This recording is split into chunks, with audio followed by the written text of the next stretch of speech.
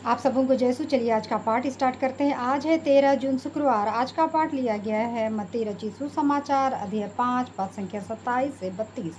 लिखा है, ईसा ने अपने शिष्यों से कहा, तुम लोगों ने सुना है कि कहा गया है व्यभिचार मत करो, परंतु मैं तुमसे यह कहता हूँ, जो बुरी इच्छा से स्त्री पर दृष्टि डालता है वो अपने मन में ही उसके साथ व्यभिचार कर चुका है।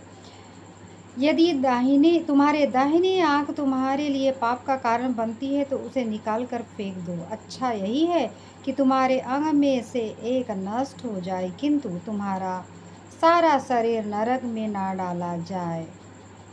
और यदि तुम्हारा दाहिना हाथ तुम्हारे लिए पाप का कारण बनता है तो उसे काट कर फेंक दो। अच्छा यही है कि तुम्हारे अंग में से एक नष्ट हो जाए, किंतु तुम्हारा सारा शरीर नरक में ना जाए।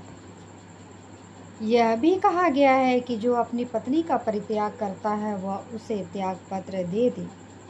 परंतु मैं तुमसे यह कहता हूँ, व्यभिचार को छोड़ किसी अन्य कारण से जो अपनी पत्नी का परित्याग करता है वह उससे व्यभिचार करता है, और जो परित्यागता से विवाह करता है वह व्यभिचार करता है। तो चलिए आज के पाठ का चिंतन करते हैं। आज के पाठ में ईसा अपने शिष्यों से कहते हैं कि व्यभिचार मत करो। व्यभिचार मत करो का मतलब होता है कि मन में गलत इच्छा मत पालो। गलत इच्छा का मतलब क्या होता है,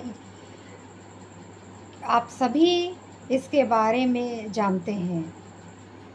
यानी कि किसी चीज़ को, या तो फिर वस्तु हो या तो फिर कोई इंसान हो, किसी दूसरे का है, उस चीज़ को, वस्तु को या इंसान को प्राप्त करना गलत तरीके से, वही गलत इच्छा है। तो यहाँ पे लिखा हुआ है कि अगर कोई अपनी पत्नी का परित्याग करता है तो वह मन में ही व्यभिचार कर ले, और परित्यागता से विवाह करता है तो वो भी व्यभिचार करता है। तो अभी के जीवन में हम सभी रोज दिन छोटे बड़े कामों में हम व्यभिचार करते हैं। हमारे अंदर ज़्यादा से ज़्यादा लोभ लालच भरा पड़ा है, क्योंकि ये मास मीडिया का ज़माना है, और मास मीडिया में हम तरह तरह के वीडियोस देखते हैं या तरह तरह के न्यूज़ सुनते हैं, जिससे हमारा मन ना चाहते हुए भी व्यभिचार की ओर बढ़ जाता है। क्योंकि हम जब अच्छे कार्य करेंगे, अच्छे विचार हमारे मन में उत्पन्न करेंगे और अच्छे कार्य करने के लिए हम आगे बढ़ेंगे, कहीं ना कहीं हमारे जीवन में ऐसे घटनाएं घटेंगी जिससे हम बुरे कर्मों की ओर, बुरे विचार की ओर अग्रसर होते हैं। तो हम अपने मनों को मजबूत करें, मास मीडिया से थोड़ा दूरी बनाए रखें।